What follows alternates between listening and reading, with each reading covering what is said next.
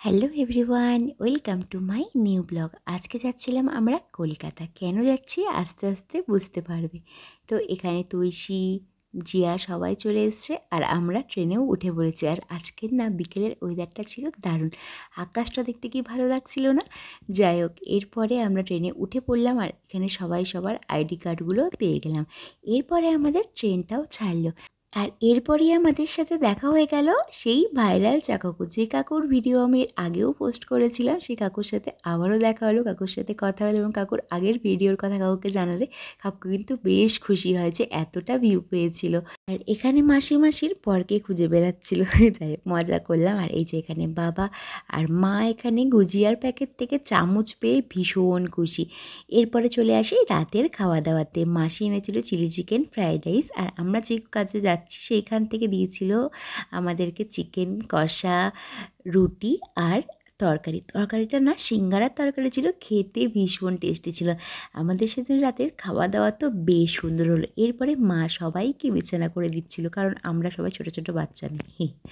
আর এরপরে আমরা ভোরবেলা পৌঁছে গেলাম হচ্ছে শিয়ালদা স্টেশনে। মাঝে রাতে আর কোনো রকম ভিডিও করিনি। আর ট্রেন থেকে নেওয়ার পর সারা রাতের জার্নির পর সবার মুখের অবস্থায় এরকম বাজে থাকবে সেটা তো খুব স্বাভাবিক। স্টেশনের বাইরে চার্চের ঠিক একদম উপরে ছিল একটা চাঁদ, দেখতে কি ভালো লাগছিল। এরপরে চলে আসলাম আমরা আমাদের হোটেলে। আর এটা ছিল আমাদের হোটেলের ফার্স্ট রুম। পরে আমরা রুম চেঞ্জ করে নিয়েছিলাম। আর আমরা এখানে যে 3 মূর্তি, এরপরে আমরা খাওয়া দাওয়া করলাম। হোটেল থেকেই নিয়েছিলাম চা আর সাথে নিয়েছিলাম কফি, যেটা আমার জন্য। আর তারপরে দিয়েছিল খাস্তা বিস্কুট। তখন বাজে ভোর 5টা। এরপরে আমরা এখানে করছিলাম আমাদের পাগলামো, কারণ আমরা একটা হাওয়াই গান শুনেছিলাম, সেই জন্য সেই স্টেপটা আমরা এখানে নকল করছিলাম। এরপরে 8টা সাড়ে 8টার দিকে আমরা ব্রেকফাস্ট করলাম। কী করলাম আলাদা একটা ভিডিও আছে। এরপরে এখানে দেখছিলাম রং বেরঙের মাছ, কি সুন্দর লাগছে না দেখতে। তারপরে চলে আসলাম আমরা আমাদের সেকেন্ড রুমে। আমাদের ফার্স্ট রুমের এসির প্রবলেমের জন্য আমাদেরকে রুমটা চেঞ্জ করতে হয়। এখানে এসে তুলসী আর জিয়া যে যার কাজ করছিল। জিয়া ফোন ঘাটছিল আর তুলসী এখানে নেল পালিশ পরছিল। আর মা, মাসি আর সমীরণ স্যার গিয়েছিল একটু বাজারে জিনিস কেনাকাটা করতে, আর আমি রেস্ট নিচ্ছিলাম। এরপরে এখানে খাওয়া দাওয়া করে নিলাম। দুপুরে আমি খেয়েছিলাম আমার প্রিয় ডিম, আর মা নিয়েছিল মোরলা মাছের চচ্চড়ি। সবাই এসবই খেয়েছিলাম। এরপরে রেডি হয়ে চললাম আমাদের আসল কাজ, যার জন্য কলকাতা আসা।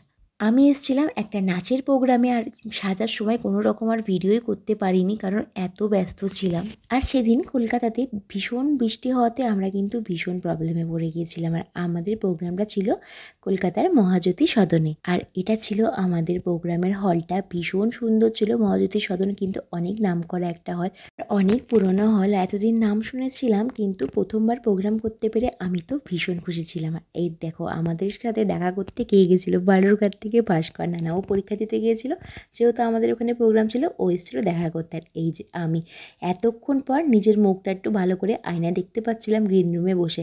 এই যে আমাদের ছোট্ট শিব, ওখানে গিয়ে কিন্তু প্ল্যান করে তাতানকে সাজানো হয়েছিল শিব। আর এখানে না এগুলোকে কি বলে আমার ঠিক জানা নেই, তোমরা যদি কেউ জানো তো বলো। কি সুন্দর সুন্দর শোপিসের মতো করে এখানে সব স্টোরিগুলো দেখানো হচ্ছিল। এগুলোর কে কী বলে আমার ঠিক নামটা একদমই জানা নেই। আমরা আশেপাশটা ঘুরে দেখছিলাম, ততক্ষণে কিন্তু আমাদের নাচ হয়ে গেছিলো। ওই জন্য এত ফ্রিভাবে ভিডিওগুলো করতে পারছিলাম। তার আগে চুপচাপ বসেছিলাম। আর এই যে এখন যে এত নাচছি, তখন কিন্তু এত নাচের সময় ছিল না বা মুডও ছিল না, কারণ টেনশান ছিল প্রোগ্রামের। আর অ্যাপ থেকে বড় কথা, ওখানে গিয়ে আমাকে বলা হয়েছিল অন্য একটা নাচ করতে, সেই জন্য আরও বেশি টেনশান ছিলাম, কারণ কোনো রকম প্রিপারেশান ছিল না আমার আগের নাচটাতে। সে উইদাউট প্রিপারেশান এবং প্র্যাকটিসে হচ্ছে আমি নাচটা করেছিলাম। যাই হোক, কেমন হবে নাচটা জানি না, কিন্তু ভিডিওটা পোস্ট করেছি, তোমরা সেটা দেখে নিতে পারো। আর আমাদের ছিল এই নাচটাই মেন, মধুরমূর্তি আমি আর জিয়া করেছিলাম। আর এরপরে তৈশিও একটা নাচ করেছিল, যদিও ভিডিওগুলো আমি আর পাইনি, একটা ভিডিওই আমার কাছে আছে। এরপরে এখানে প্রোগ্রাম আমাদের শেষ, আমরা বেরিয়ে গেছিলাম। তখনও কিন্তু বৃষ্টি হালকা হালকা পড়ছিল। আর এরপরে সুন্দর ঝকমকা কলকাতার রাস্তার মাঝ দিয়ে চলে যাচ্ছিলাম আমরা আমাদের হোটেলে, কারণ সেদিনই রাতে আমাদেরকে ব্যাক করতে লাগতো। রাতে আমি খেয়েছিলাম হচ্ছে এই পাউরুটি দিয়ে চিনি দিয়ে বাটার দিয়ে কারণ আমার এটা ভীষণ পছন্দের। এই যে আমরা এখানে ট্রেনেও চলে এসেছি, আর মাঝে না কোনো রকম ভিডিও করতে পারিনি, কারণ এত তাড়াহুড়ো ছিল, এত শর্ট টাইম ছিল যে ভিডিও করার সময় পাইনি। এখানে আমরা সবাই চলে এসেছি। আমি ওখানে ওই ফোনের কভারটা নিয়েছিলাম মাত্র 100 টাকা দিয়ে, সেটাই দেখাচ্ছিলাম। আর এই যে মাসি এই পরে ভিডিওগুলো করেছিল, মা মাসি সবাই এখন রেডি, এবার শোয়ার পালা। যাই হোক, একদিনে খুব অল্প সময়ের মধ্যে সারা দিনটা কাটালাম এত ব্যস্ততার মধ্যে, কিন্তু ভীষণ কিন্তু ভালো লাগলো। আর সত্যি কথা বলতে এই প্রোগ্রামটা করে আমি ভীষণ খুশি হয়েছি, অনেক সম্মান পেয়েছি, অনেক ভালোবাসা পেয়েছি। যাই হোক, আজকের ব্লগ এই পর্যন্ত, টাটা।